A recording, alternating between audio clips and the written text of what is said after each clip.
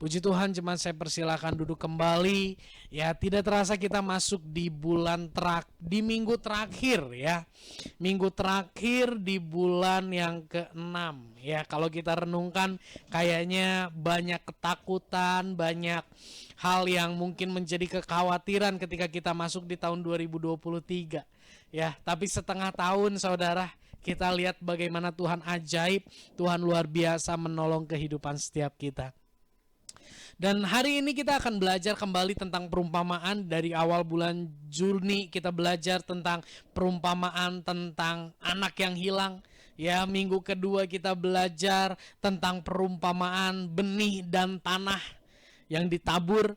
Lalu minggu lalu kita belajar tentang perumpamaan tentang pelita. Dan hari ini kita akan belajar perumpamaan tentang kerajaan Allah. Firman Tuhan hari ini saya beri judul The Kingdom of God. Ya, kerajaan Allah. Ya, banyak orang yang bingung apa sih yang dimaksud dengan kerajaan Allah. Tapi biarlah lewat perenungan firman malam hari ini, sore hari ini, kita dibawa semakin mengerti. Kita akan lihat terlebih dahulu ayat yang menjadi pokok pembahasan kita dari kitab Matius pasal yang ke-13, ayat yang ke-31 sampai dengan ayat yang ke-35. Yang ikut ibadah secara onsite mungkin bisa lebih enak buka dari gadgetnya atau dari Alkitabnya. Ya, demikian firman Tuhan, perumpamaan tentang biji sesawi dan ragi. Yesus membentangkan suatu perumpamaan lain lagi kepada mereka. Kata Yesus, hal kerajaan sorga itu seumpama biji sesawi yang diambil dan ditaburkan orang di ladangnya. Memang biji itu yang paling kecil dari segala jenis benih. Tetapi apabila sudah tumbuh, sesawi itu lebih besar daripada sayuran yang lain, bahkan menjadi pohon, sehingga burung-burung di udara datang bersarang pada cabang-cabangnya. Dan ia menceritakan perumpamaan ini juga kepada mereka. Hal kerajaan surga itu seumpama ragi yang diambil seorang perempuan dan diadukan ke dalam tepung terigu 3 sukat sampai khamir semuanya. Semuanya itu disampaikan Yesus kepada orang banyak dan dalam perumpamaan, dan tanpa perumpamaan suatu pun tidak disampaikannya kepada mereka. Supaya genaplah firman yang disampaikan oleh Nabi, aku mau membuka mulutku, mengatakan perumpamaan, aku mau mengucapkan hal yang tersembunyi sejak dunia dijadikan. Ya, lewat ayat yang terakhir tadi, bagian yang terakhir di situ dikatakan bahwa banyak hal yang Yesus utarakan lewat perumpamaan. Karena Tuhan mau mengucapkan hal-hal yang tersembunyi sejak dunia dijadikan. Jadi apa yang hari ini kita akan renungkan, ini merupakan rahasia ya yang akan disingkapkan oleh Tuhan buat kita semua pada sore hari ini. Dan rahasia itu tersembunyi sejak dunia dijadikan. 2 minggu lalu ya, kita belajar sama-sama betapa berbahagianya kita ketika kita dipercayakan untuk mendengar sebuah rahasia. Dan hari ini kita akan kembali dibuat mengerti. Yang menarik Bapak Ibu, kalau perumpamaan tentang benih yang ditabur, itu Yesus kasih pengertiannya. Tapi tentang biji sesawi dan ragi ini, Yesus gak banyak bicara tentang pengertiannya. Kita akan belajar hari ini ada 3 poin yang akan kita bahas. Kita akan belajar sama-sama tentang biji sesawi dan ragi. Lalu yang kedua kita akan belajar tentang kerajaan Allah. Yang ketiga kita akan belajar tentang kerajaan Allah di dalam kita. Yang pertama tentang biji sesawi dan ragi. Bapak Ibu, saya kasih gambar di slide ya. Biji sesawi itu seperti apa? Ya, dikatakan firman Tuhan dituliskan biji yang sangat kecil Bapak Ibu. Itu di mangkok itu bijinya kalau dihitung satu-satu bisa, tapi namanya kurang kerjaan Bapak Ibu ya. Itu banyak sekali, dan kalau dibandingkan ditaruh di telapak tangan Bapak Ibu ya, biji itu bisa dilihat, bisa dibayangkan dengan telapak tangan kita. Biji itu sebesar apa? Biji itu merupakan biji yang sangat kecil. Firman Tuhan katakan dia merupakan biji yang paling kecil dari segala jenis benih, Bapak Ibu. Tapi kalau itu udah tumbuh, itu menjadi pohon yang sangat besar, lebih besar dari pohon-pohon yang lainnya. Ini gambarannya Bapak Ibu. Biji yang tadi sangat kecil itu jika dia ditanam dan akhirnya bertumbuh, biji itu akan berubah menjadi pohon yang sangat besar, di mana di situ firman Tuhan katakan ada buah di situ, ada burung-burung bisa bersarang di cabang-cabangnya.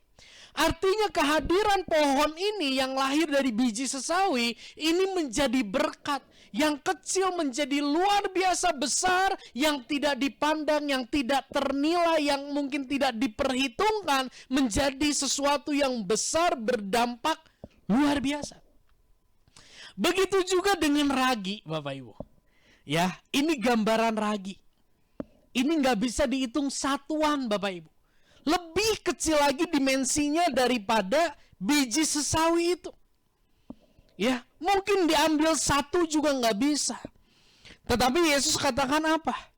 Ya, diadukan, ya, seumpama ragi yang diambil, ya, diadukan ke tepung, ke dalam tepung terigu sebanyak 3 sukat sampai kamir semuanya.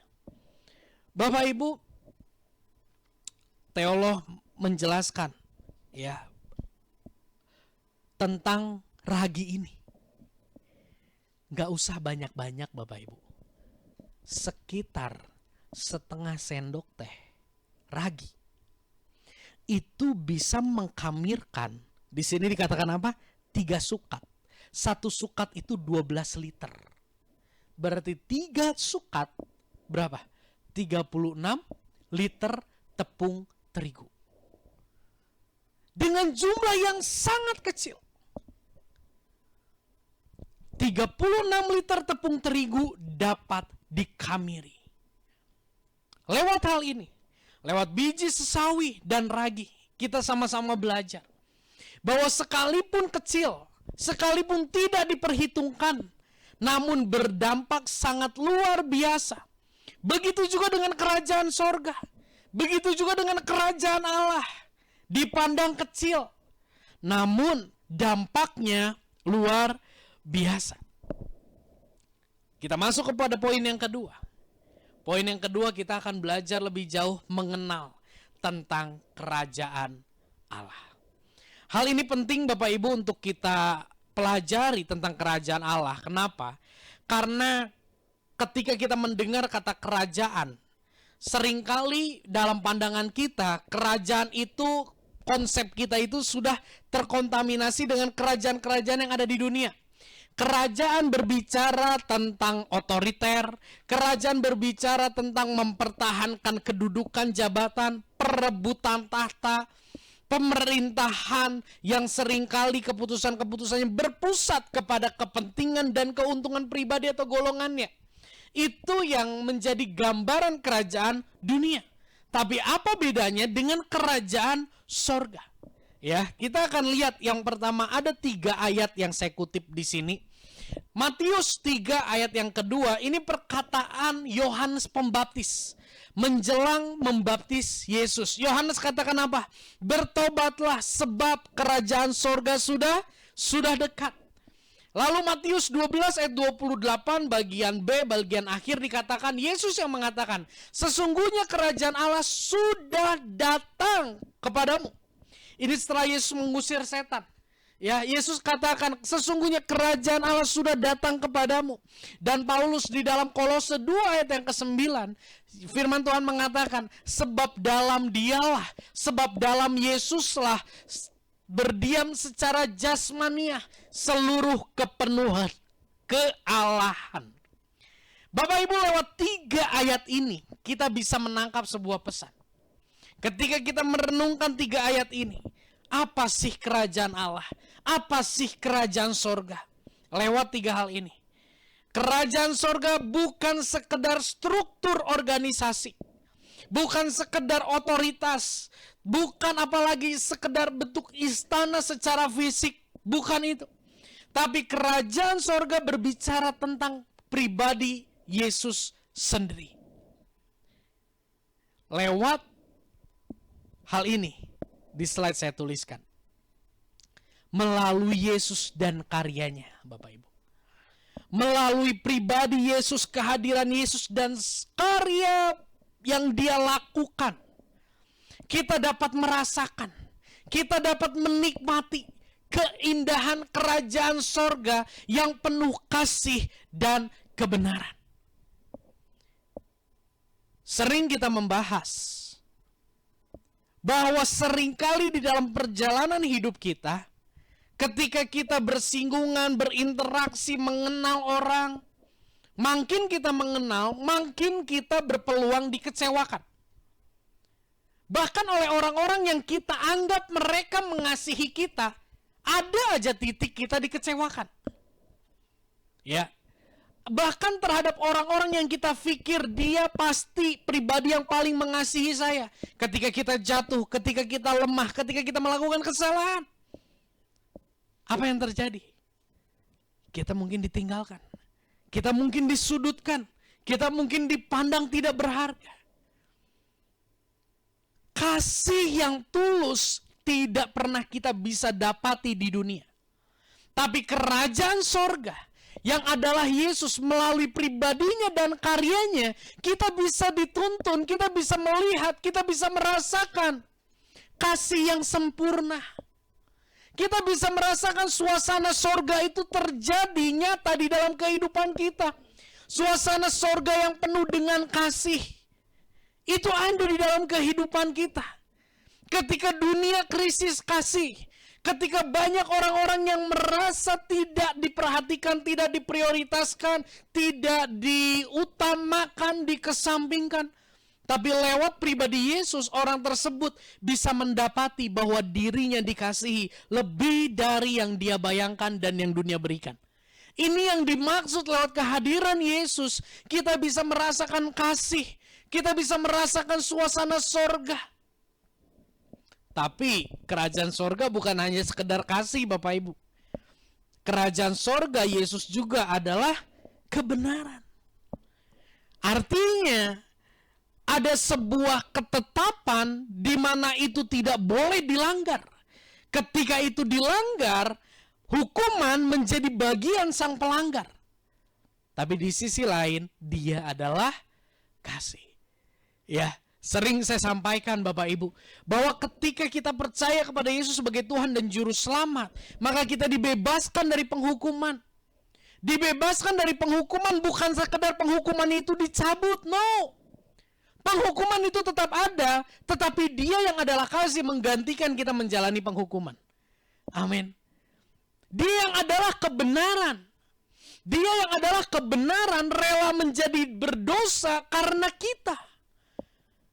Dia yang harusnya menikmati kenyamanan sorga, dia yang seharusnya tidak jatuh ke dalam maut, tidak masuk ke dalam maut, tapi dia rela menjadi dosa. Dia rela menanggung, dia rela masuk ke dalam maut. Bukan karena dosanya, tapi karena dia menyerap keberdosaan kita. Itulah perpaduan kasih dan kebenaran. Inilah kerajaan sorga bagi kita. Jadi jangan pernah berkecil hati ya. Ketika kita melihat orang lain bisa melakukan ini dan itu. Jangan berkecil hati ketika kita bisa lihat orang lain punya fasilitas hidup yang begitu nyaman, punya punya uang yang begitu bergelimang, ya. Punya ketenaran yang begitu luar biasa. Gak perlu kita kecil hati, gak perlu kita iri. Kenapa? Karena kita punya Yesus yang adalah kerajaan sorga di dalam kehidupan kita. Luar biasa. Kita lanjut lagi. Bagaimana kerajaan Allah itu, kerajaan sorga itu bekerja? Di sini saya mau membahas tentang konsep kerajaan Allah. Kita sudah tahu kerajaan Allah itu adalah pribadi Yesus. Kita sudah tahu kerajaan itu adalah lewat Yesus kita bisa merasakan kasih dan kebenaran yang sempurna. Lalu konsep kerajaan Allah itu seperti apa? Matius 20 ayat yang ke-28 firman Tuhan berkata, sama seperti anak manusia datang bukan untuk dilayani, melainkan untuk melayani dan untuk memberikan nyawanya menjadi tebusan bagi banyak orang. Wow. Ternyata Bapak Ibu, kerajaan Allah itu datang bukan untuk dilayani, bukan untuk disambut, bukan untuk disanjung-sanjung dan sebagainya. Kita yang sudah mengenal kerajaan Allah itu menyambut, tapi dia datang tidak dengan hati yang ingin disambut. Kita yang mengenal kerajaan Allah dan kagum akan pekerjaannya, kita melayani. Tapi bukan maksud dia datang untuk dilayani. Bisa menangkap ya Bapak Ibu ya. Melayani merupakan sebuah ungkapan syukur kita atas kedatangannya. Kembali ke sini. Nah, kerajaan Allah itu datang untuk melayani dan untuk memberikan nyawanya menjadi tebusan bagi banyak orang. Seringkali, kembali dulu ke ayatnya. Seringkali kita merasa menjadi tebusan bagi banyak orang. Kita jadi juri nih di dalam hidup ini. Firman Tuhan udah katakan menjadi tebusan bagi banyak orang. Tapi kita membatas-batasi. Dia udah nyakitin saya, Yesus gak akan ampunin dia. Wah, orang itu begitu jahat. Wah, kayaknya Yesus gak melayani dia. Seringkali kita yang mengkotak-kotakan. Tapi hari ini kita mau diingatkan. Konsep kerajaan Allah. Yesus melayani bukan hanya ketika dia naik ke atas kayu salib, Bapak Ibu. Tapi ketika dia meninggalkan sorga. Datang ke dunia. Menghampiri manusia berdosa, itu adalah titik di mana dia melayani kita orang-orang yang berdosa. Inilah Injil. Bagaimana bukan kita yang berusaha menggapai dia, bukan berusaha untuk dikasihi oleh dia, tapi dia yang datang untuk menunjukkan kasihnya bagi kita orang-orang yang tidak layak dikasihi. Saya ingin membawa kita lihat lebih mengerti hal ini sedikit mundur tentang Yusuf. Ya, bagaimana Yusuf dibuang oleh saudara-saudaranya. Di dalam perjalanan Yusuf mengalami 3 hal perjalanan hidupnya. Paling tidak dia dijual, dia difitnah, dan dia dilupakan. Dia dijual oleh kakak-kakaknya, dia dilupakan, dianggap mati oleh kakak-kakaknya Bapak Ibu. Tapi ketika kakak-kakaknya datang, Yusuf mengenali kakak-kakaknya. Apa yang Yusuf lakukan? Yusuf memberikan tempat terbaik untuk kakak-kakaknya tinggal di Mesir. Betul ya? Pertanyaan yang patut kita renungkan. Perbuatan baik apa yang kakak-kakaknya Yusuf lakukan sehingga hati Yusuf tergugah? Ayo. Kita renungin sama-sama. Perbuatan baik apa yang kakak-kakaknya lakukan sehingga hati Yusuf tergugah, Bapak Ibu? Ada? Gak ada ya. Kemarin saya sempat sharing ini sama beberapa teman-teman youth. Mikir, bener yakin, mikir lagi. Puji Tuhan lulus sekolah minggu semuanya. Mereka bilang gak ada. Gak ada perbuatan baik. Murni karena Yusuf mengasihi mereka. Ini menjadi gambaran. Kita bukan Yusuf yang terzolimi. Kita adalah kakak-kakak Yusuf yang jahat. Dan Yusuf menggambarkan Yesus bagi kita orang berdosa. Di sini dikatakan anak manusia datang bukan untuk dilayani, melainkan untuk melayani. Bahkan memberikan nyawanya menjadi tebusan bagi banyak orang. Next, di slide saya tuliskan. Ini konsep kerajaan Allah. Konsep kerajaan Allah adalah, Bapak Ibu, perhatikan. Melayani dan memberi. Melayani dan memberi. Bukan menuntut untuk dilayani atau menuntut untuk diberi. Kebalik dengan konsep kerajaan dunia. Bisa lihat perbedaannya. Ya. Di dalam dunia, orang yang duduk di kekuasaan seringkali menuntut untuk dilayani. Menuntut untuk diberi. Diberi tempat yang paling depan. Ya, diberi jalan, ya. Ketika membelah kemacetan, menuntut untuk diberi jalan dan sebagainya. Tapi konsep kerajaan Allah sangat bertentangan dengan konsep kerajaan dunia. Konsep kerajaan Allah bicara tentang melayani dan memberi, bukan menuntut untuk dilayani dan menuntut untuk diberi. Kita sudah kembali diingatkan sampai di sini. bagaimana dia hadir, dia datang untuk melayani dan memberi yang terbaik bagi umat yang berdosa. Kita lihat apa respon manusia. Next. Respon manusia menyambut kedatangannya, Bapak Ibu. Respon manusia menyambut kerajaan Allah yang hadir itu apa?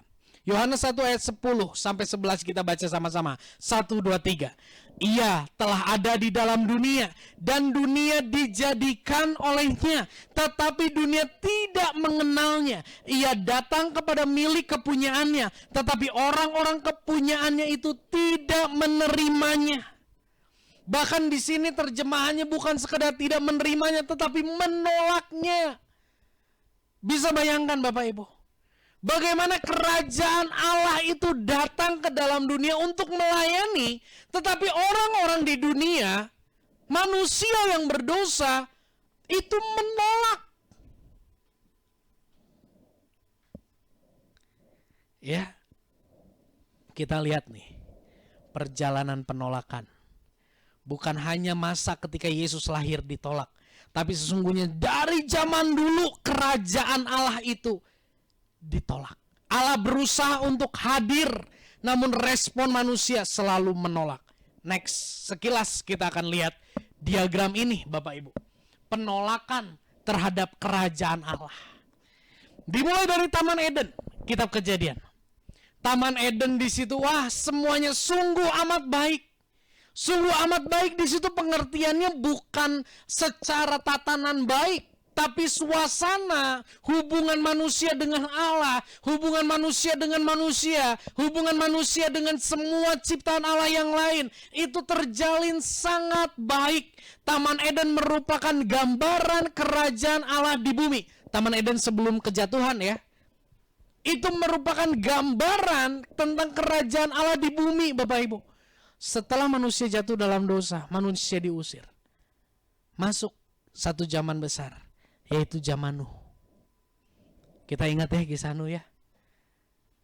Tuhan melihat bobrok semuanya. Tuhan melihat semua orang sudah melenceng, semua orang sudah melakukan hal-hal yang jauh dari perkenanan Tuhan. Tapi Allah pilih satu orang yang bernama Nuh. Dan Tuhan tetapkan, ayo bangun bahtera. Nuh melakukan ketaatan di hadapan Tuhan. Apa yang terjadi? Nuh dipilih oleh Allah untuk menggambarkan kerajaan Allah bagi dunia, namun ditolak, dihina, dan dipandang bodoh. Inilah gambaran kehidupan Nuh. Di dalam perjanjian lama, Tuhan membangkitkan pribadi, satu pribadi. Ya. Untuk apa? Untuk menghadirkan kerajaan Allah bagi dunia. Tapi apa respon dunia? Menolak. Muncullah zaman Musa sampai zaman Yosua, pemimpin Israel keluar dari Mesir. Apa yang terjadi? Ketika Musa memperkenalkan dirinya, apa yang terjadi Bapak Ibu? Orang-orang Israel menolak Musa. Di dalam masa itu, lahirlah 10 hukum Taurat. Bagaimana respon orang-orang saat itu, orang-orang Israel? Menolak 10 hukum Taurat. Di situ ada satu tempat yang bernama tabernakel, sebuah kemah, di mana hadirat Tuhan hadir di situ Bapak Ibu. Tapi itu juga tidak membuat orang-orang Israel tunduk taat kepada Allah. Akhirnya di situ muncullah status imam dan korban untuk menyelesaikan permasalahan dosa. Di zaman Musa Yosua, hadirat Allah, kerajaan Allah ditolak. Masuk ke zaman perjalanan Israel, masuk ke zaman raja dan nabi. Banyak raja, tapi mereka memimpin sesuka hati mereka. Dan banyak dihadirkan nabi-nabi untuk memperingatkan para raja untuk tetap dalam kebenaran firman Tuhan. Namun nabi-nabi itu ditolak Bapak Ibu. Muncullah masa hakim-hakim. Di zaman hakim-hakim ini, ada sebuah lingkaran setan yang terjadi. Orang Israel, mereka melakukan kejahatan di hadapan Tuhan. Mereka hidup di dalam dosa, menghidupi hawa nafsu mereka dengan luar biasa. Lalu dikirimlah oleh Tuhan, didisiplin oleh Tuhan lewat penjajahan bangsa-bangsa di sekitar. Lalu mereka berseru-seru sama Tuhan. Mereka bertobat, akhirnya dibangkitkan seorang hakim untuk memberi kemenangan. Setelah mereka memperoleh kemenangan, hakim itu meninggal, mereka jatuh lagi, mereka berpaling lagi, dan seterusnya. kebenaran dan kasih Allah selalu ditolak dari masa ke masa. Dari hakim-hakim ke zaman Yesus. Kita perjanjian lama bagian akhir itu namanya Maleaki. Itu yang ayatnya suka dipakai buat perpuluhan, yang tingkap-tingkap langit kebuka katanya. Maleaki. Itu kitab terakhir di perjanjian lama. Dan kitab paling depan di perjanjian baru adalah Matius. Dari hakim-hakim sampai Matius itu jaraknya 400 tahun, di mana Tuhan tidak mengirim apapun. Tuhan berdiam diri. Tuhan bekerja dengan caranya yang sunyi. Kesempatan lain kita akan bahas masa ini. Lahirlah Yesus. Apa yang terjadi Bapak Ibu ketika Yesus hadir? Apa yang terjadi? Bukankah ketika Yesus hadir Herodes mendengar ada anak raja lahir, kata siapa? Orang Majus. Lalu Herodes katakan bunuh semua anak. Ada usaha-usaha untuk menolak Bapak Ibu. Dan ketika Yesus hadir, Paulus mengerti bahwa firman Tuhan ini di dalam 1 Korintus 2 ayat 9. Ini ayat yang kita hafal Bapak Ibu. Isinya gini, apa yang tidak pernah dilihat oleh mata, dan yang tidak pernah didengar oleh telinga, dan yang tidak pernah timbul dalam hati manusia, semua yang disediakan Allah untuk mereka yang mengasihi Dia. Sorry ya, seringkali kita memandang ayat ini ketika kita memperoleh berkat jasmani. Kita memandang ayat ini seringkali ketika kita memperoleh sesuatu yang di luar prediksi kita. Wah, apa yang tidak pernah terfikir, didengar dan sebagainya. Saya mau katakan, ayat ini bukan berbicara hal itu. Ayat ini berbicara tentang Yesus yang gak pernah terfikir di dalam perjanjian lama akan hadir. Ayat ini berbicara tentang kerajaan Allah yang real datang ke dalam dunia lewat pribadi Yesus yang gak pernah terfikir oleh siapapun. Itu yang dimaksud oleh ayat ini. Dan hari ini kita hidup di zaman mana? Zaman hakim-hakim udah lewat. Kita hidup di zaman setelah Yesus menyelesaikan karyanya. Sepatutnya kita bersyukur karena kita hidup di zaman di mana Yesus sudah hadir. Penolakan demi penolakan terus terjadi. Bagaimana dengan kehidupan kita? Yuk kita lihat sedikit yuk perjalanan hidup kita. Perjalanan hidup kita. Ya, apakah ketika kita pertama kali mendengar Yesus langsung hati kita tergugah? Kita pun menolak, bukan? Menolak dalam bentuk apa? Menolak dalam bentuk tahu kebenaran, melakukan ketidakbenaran. Menolak dalam bentuk apa? Kita tahu Tuhan sukanya ini, tapi kita lakukan yang itu. Menolaknya dalam bentuk apa? Kita merasa hidup kita bisa tanpa Tuhan. Itu semua bentuk penolakan. Tapi saya mau katakan, penolakan dari masa ke masa, penolakan kita saat ini itu tidak mengurangi sedikit pun kasih Allah buat saya dan saudara.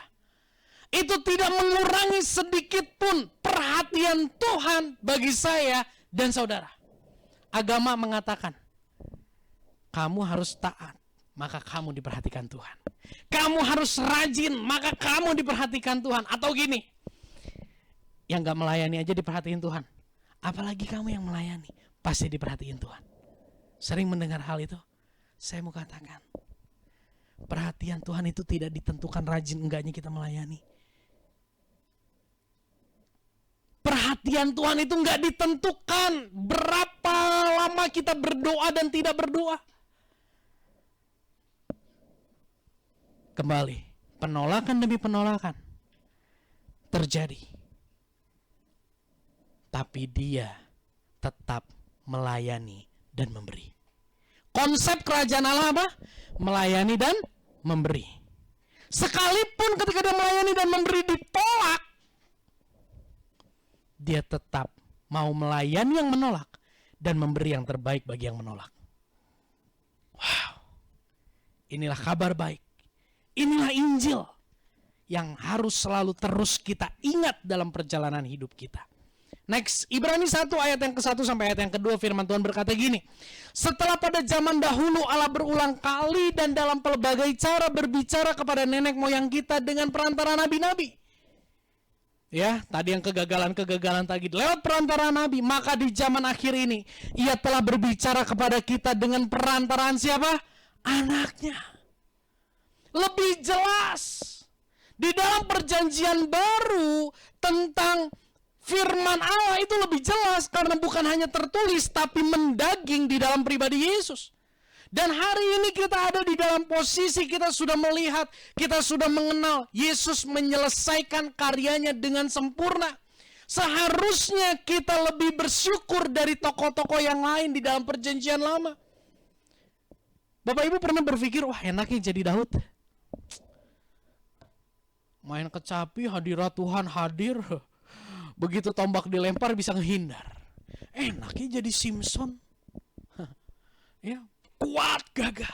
Enaknya jadi Musa, bisa dengar suara Tuhan. Enaknya jadi Yusuf, enaknya jadi siapa lagi? Nuh, ya. Enaknya jadi Abraham. Aduh, diberkati luar biasa dan sebagainya. Pernah Bapak Ibu berpikir begitu? Saya mau katakan, kita jauh lebih enak dari mereka semua. Karena mereka semua belum melihat, belum mengenal pribadi Yesus dan karyanya. Tapi kita hidup di zaman kita sudah mengenal Yesus dan karyanya. Seringkali kita katakan gini, aku tuh mengasihi kamu. Ya, misalnya saya bilang gini, saya gitu ya, Ibu Gembala gitu ya. Di sini jangan ada yang ngikutin saya panggil saya. Nanti jadi perhara. Aku tuh sayang sama kamu. Bisa nggak di dalam hatinya ada pertanyaan gini, buktinya apa kalau sayang? Oke, sangat realistis ya, sangat bisa dia bertanya begitu kan? Begitu juga dengan kita dengan Tuhan. Kalau hari ini saudara, saya katakan Tuhan sayang terhadap saudara. Buktinya apa dia sayang? Mungkin dia tidak menyembuhkan sakitmu, mungkin dia tidak memberkati usahamu seperti yang kau inginkan. Bukti sayangnya adalah dia mengorbankan nyawanya untuk kamu. Nah, itu Nuh belum lihat hal itu. Bisa nangkap sampai di sini. Abraham itu belum lihat bukti nyata yang sangat besar dari kasih Allah yang mengorbankan nyata. Itu Abraham belum lihat. Daud belum lihat. Kalau Daud berbuat dosa, Daud harus bawa korban ke bait Allah, disembelih. Tapi kita hari ini, kalau Daud bisa ngomong, gue pengennya hidup di zaman lu, Sak. Zaman lu lebih enak. Bisa menangkap Bapak Ibu. Kita ada di zaman di mana kerajaan Allah sudah dinyatakan. Dan konsep kerajaan Allah itu berlaku buat hidup setiap kita. Melayani dan memberi. Sekalipun hidup kita penuh dengan kebobrokan. Di dalam kitab Ibrani banyak sekali penjabaran-penjabaran tentang perjanjian lama. Next sedikit kita mau belajar hal ini. Ada 3 hal Bapak Ibu. Di dalam perjanjian lama, hadirat Allah itu cuma ada di satu tempat. Namanya tabernakel. Di dalam tabernakel itu ada tabut perjanjian. Nah, tabut perjanjian ini kalau pindah, orang Filistin dulu pernah ambil tabut perjanjian ini, ditaruh di kuil orang Filistin, berhadapan dengan Dagon, patung orang Filistin. Pagi-pagi itu Dagon ambruk. Orang Filistin ketakutan nyimpen itu. Akhirnya orang Filistin, ini gue balikin deh ke Israel. Di mana ada tabut perjanjian itu, berkat Tuhan, hadirat Tuhan, kemenangan terjadi. Oke? Saya mau bilang, kalau zaman dulu perjanjian lama, hadirat Allah, kerajaan Allah ditentukan di mana tabut itu ada.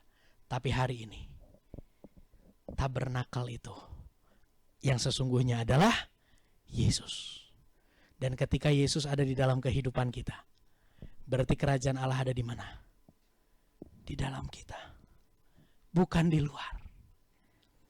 Di dalam perjanjian lama ada korban. Di dalam perjanjian lama ada korban untuk menyelesaikan dosa. Ada imam yang harus membakar korban untuk kita diperdamaikan. Kita yang berdosa diperdamaikan dengan Allah, ada imam. Saya mau katakan, hari ini kita gak perlu korban. Hari ini kita gak perlu imam. Kenapa? Karena Yesus sudah menjadi korban yang sempurna. Karena Yesus sudah menjadi imam besar perantara kita dengan Allah. Saya pernah bahas ini beberapa waktu lalu. Di dalam perjanjian lama, banyak tokoh-tokoh pemimpin yang dipandang bodoh. Saya mau katakan, tokoh-tokoh saksi-saksi iman Ibrani 11 itu semua merujuk pada satu pribadi, yaitu pribadi Yesus Kristus. Wow. Ini rahasia kerajaan Allah yang sangat luar biasa. Bagian yang paling terakhir, saya sempat mention tadi, kerajaan Allah itu gak jauh. Kalau Titanic bisa dibikin jadi tempat wisata yang akhirnya kapal selamnya meledak, gak ada yang bisa wisata ke dalam kerajaan sorga untuk lihat-lihat. Gak ada. Karena kerajaan Allah itu ada di dalam kehidupan setiap orang yang percaya. Kerajaan Allah gak jauh, kerajaan Allah dekat, ada di dalam kita. Seringkali dunia meremehkan hal ini, bukan? Yohanes 1 ayat 14, firman Tuhan berbunyi demikian. Firman itu telah menjadi manusia. Firman itu telah menjadi manusia dan diam di antara kita. Diam di sini bahasa Yunani adalah skneo, yang artinya tabernakel, yang artinya berkemah.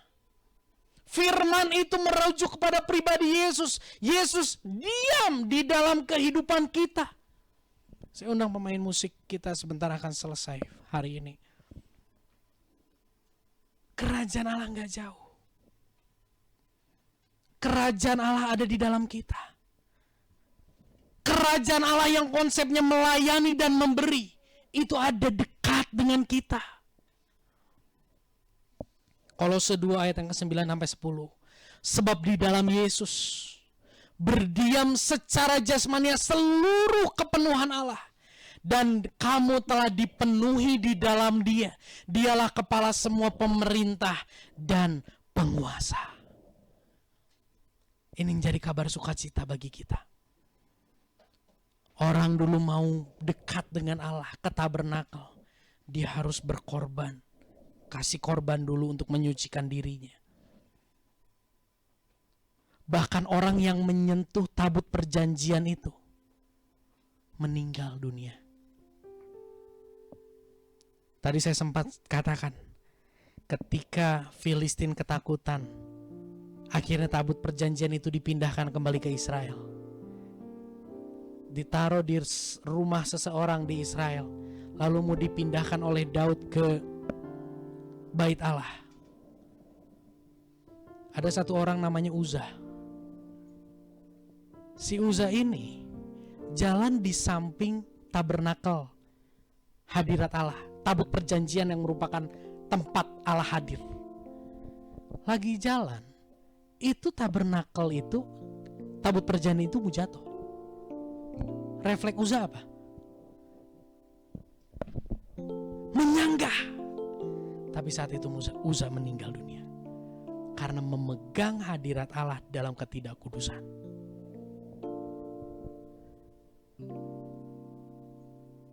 Waktu Musa melihat api yang menyala tapi tidak membakar ranting, pesan apa yang keluar dari api itu?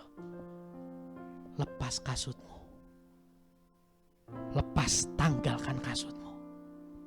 Karena tempat yang kau injak ini kudus. Begitu sulitnya orang untuk dekat dengan kerajaan Allah, dengan hadirat Allah. Harus bersih baru boleh. Tapi lewat pribadi Yesus, wow, Dia hadir, Dia datang ke dalam dunia. Kita bisa menikmati hadirat Allah.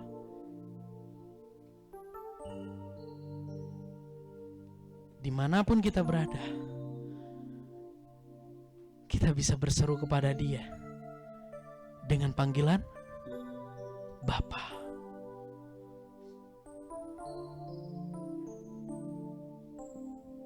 Indonesia menjadi negara terburuk ketiga dalam hal figur ayah.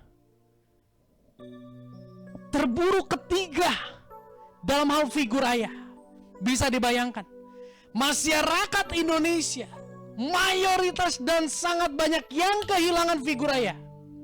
Mungkin bapak-bapak di sini yang sudah menjadi ayah, Anda pun pribadi-pribadi yang gak punya figur ayah. Tapi bersyukur malam hari ini, sore hari ini, kita mendengar kabar baik. Bahwa lewat pribadi Yesus kita bisa punya hubungan antara Bapa dengan anak dengan Dia. Next, di slide saya tuliskan. Bapak Ibu, lewat penjabaran ini kita belajar kerajaan Allah itu datang. Kerajaan Allah yang kudus itu Dia bersedia datang dan berdiam. Dia gak tunggu kita bersih baru Dia berdiam. Justru Dia hadir untuk membersihkan kehidupan kita yang penuh dengan kekotoran. Kerajaan Allah sudah datang hari ini buat saya dan saudara.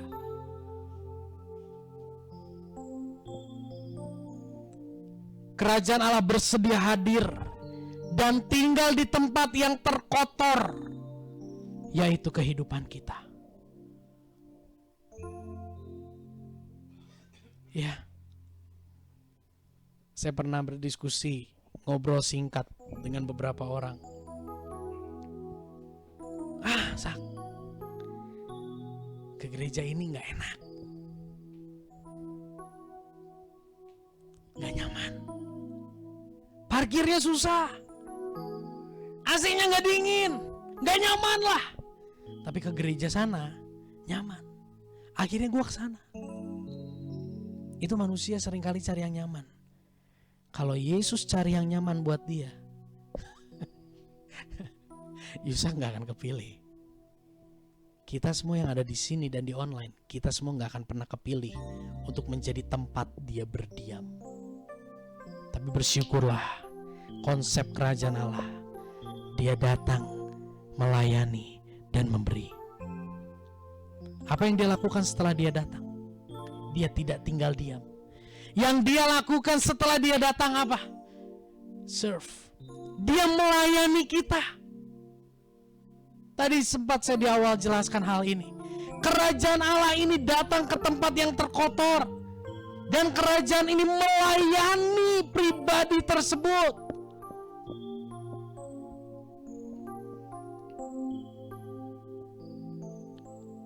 Kerajaan Allah hadir bukan untuk dilayani, melainkan untuk melayani. Melayani siapa? Kita manusia yang adalah ciptaannya. Melayani siapa? Kita yang seharusnya menerima penghukuman.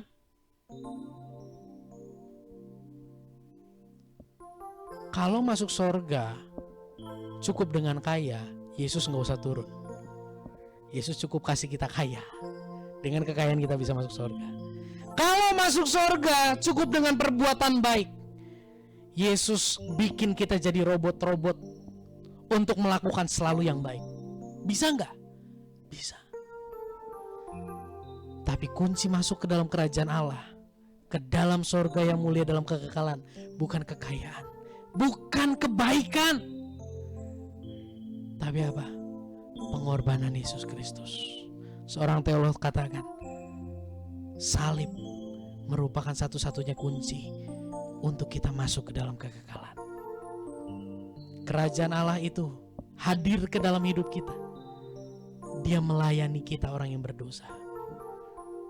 Apalagi ketika Dia melayani kita, kerajaan Allah bekerja untuk mengubahkan hidup kita. Ada di sini yang merasa hidupnya gersang? Wah, kayaknya gue nggak berguna deh di tengah keluarga. Gue cuma bikin kesel doang. Gue cuma bikin malu doang. Pasangan gue nggak bangga sama kehadiran gue. Gue bukan suami yang baik. Gue bukan istri yang baik, hidupnya gersang. Bahkan mungkin kita sendiri hari ini ada di dalam sebuah intimidasi yang sangat kuat bahwa hidupmu tidak berharga. Intimidasi yang sangat kuat bahwa lingkungan tidak menginginkanmu. Intimidasi yang sangat kuat bahwa engkau tidak akan pernah menjadi berkat seperti yang seringkali dikhotbahkan. Itu gambaran kehidupan yang gersang. Mungkin hari ini kita ada di dalam fase penyesalan. Keputusanku salah. Kayaknya masa depan sungguh tidak ada. Dan jangan berharap punya masa depan yang baik. Tapi saya mau katakan, kerajaan Allah itu bagai biji sesawi yang ketika ditabur, dia akan bertumbuh menjadi pohon yang sangat besar, di mana burung bisa berteduh di dalamnya. Kerajaan Allah seringkali diremehkan oleh dunia. Pengorbanan Yesus seringkali diremehkan oleh dunia. Paulus pernah katakan, buat beberapa orang salib merupakan sebuah apa? Kebodohan. Mungkin hari ini kita ada di fase, udahlah, gak usah bicara lagi tentang pengorbanan. Saya mau katakan, kerajaan Allah, Yesus yang besar itu seringkali kita anggap kecil karena besarnya masalah yang mungkin kita hadapi. Tapi hari ini firman Tuhan mengingatkan kita bahwa ketika kerajaan Allah yang orang dunia pandang kecil dan remeh itu hadir dalam hidup kita, itu tertanam, itu bertumbuh menjadi pohon perteduhan bagi lingkungan. Yuk, saya percaya hidup kita semua di sini belum selesai. Kalau udah selesai kita nggak akan ada di tempat ini. Izinkan saya mengatakan, jangan putus asa. Bangkit. Hidupmu yang gersang bukan memerlukan uang yang banyak. Hidupmu yang gersang bukan memerlukan pengakuan dari lingkungan. Hidupmu yang gersang bukan memerlukan ini dan itu. Hidupmu yang gersang memerlukan biji sesawi. Hidupmu yang gersang memerlukan ragi yang adalah kerajaan Allah. Next, slide yang terakhir. Kerajaan Allah itu bagaikan makanan dan minuman ternikmat bagi jiwa yang lapar dan dahaga. Adakah jiwamu hari ini lapar dan dahaga? Hari-hari ini kan ada berita yang sangat menghebohkan ya. Seorang artis didapati berselingkuh dengan driver Gojek. Enggak ya, dalam aplikasi Gojek. Enggak tahu sih. Dalam berita-berita itu ada satu berita yang menyatakan bahwa ini si artis ini, yang perempuan ini, dari dulu memang melakukan hal itu. Sampai dibawa ke psikolog. Karena selalu melakukan perselingkuhan. Dan artis itu menyatakan ya memang saya gak pernah puas. Saya gak pernah merasakan, gak punya tujuan. Mungkin hari ini kita merasa jiwa kita begitu dahaga dan kering. Kita perlu asupan kerajaan Allah yang adalah Yesus. Kerajaan Allah yang adalah Yesus dan semua karyanya yang sempurna. Itu bagaikan makanan dan minuman ternikmat yang sanggup memuaskan jiwa kita yang lapar dan haus. Berapa waktu lalu saya pernah sampaikan, bukan? Siapa di sini yang pernah healing, baru pulang healing seminggu udah pusing? baru damai sebentar, udah panas lagi hatinya. Itu menunjukkan healing gak salah. Minggu depan saya mau izin, ya. Makanya khotbahnya ini rangkap buat minggu depan. Enggak. Healing gak salah. Punya waktu wisata sama keluarga itu gak salah. Tapi saya mau katakan, itu bukan makanan dan minuman yang terbaik. Oke, bisa untuk sesaat saja. Tapi kerajaan Allah yang melayani dan memberi, itu adalah makanan dan minuman ternikmat yang memuaskan jiwa kita yang haus dan lapar. Itu merupakan vitamin terbaik untuk menguatkan jiwa kita yang letih. Siapa di sini yang tahu aku gak boleh meninggalkan Tuhan, tapi kayaknya sulit banget ikut Tuhan? Jiwamu sedang letih.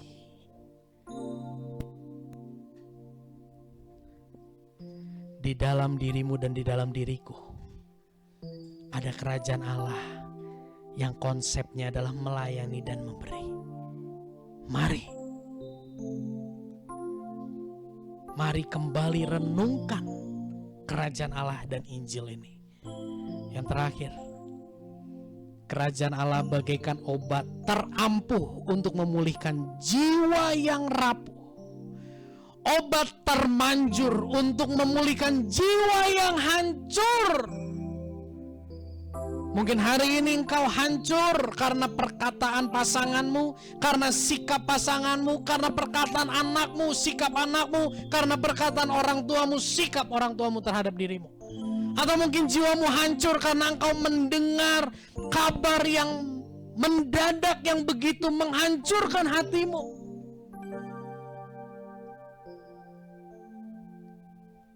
Engkau mungkin mendengar vonis dokter yang mengejutkan, jiwamu hancur. Engkau mungkin menghadapi masalah di dalam perusahaan, di dalam usahamu, di dalam ekonomimu yang membuat jiwamu hancur. Saya mau katakan, obat terampuh untuk jiwa yang hancur adalah kerajaan Allah. Karena sekalipun sering ditolak, tapi kerajaan Allah tetap konsisten melayani dan memberi. Kita tundukkan kepala.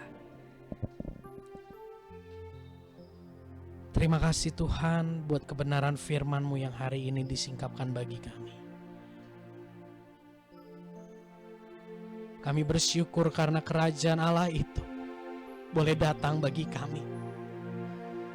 Kerajaan Allah itu boleh diam di dalam hidup kami yang kotor. Terima kasih Tuhan. Kerajaan Allah itu diam dan melayani setiap kami yang hancur rapuh. Kerajaan Allah itu bekerja mengubahkan kehidupan kami yang gersang. Mungkin hari ini lingkungan melihat kehidupan kami gak punya masa depan. Mungkin hari ini kami ada dalam kehancuran hati karena kami merasa bahwa kami orang yang gak bertanggung jawab, yang gak bisa diandalkan dan menjadi beban bagi lingkungan.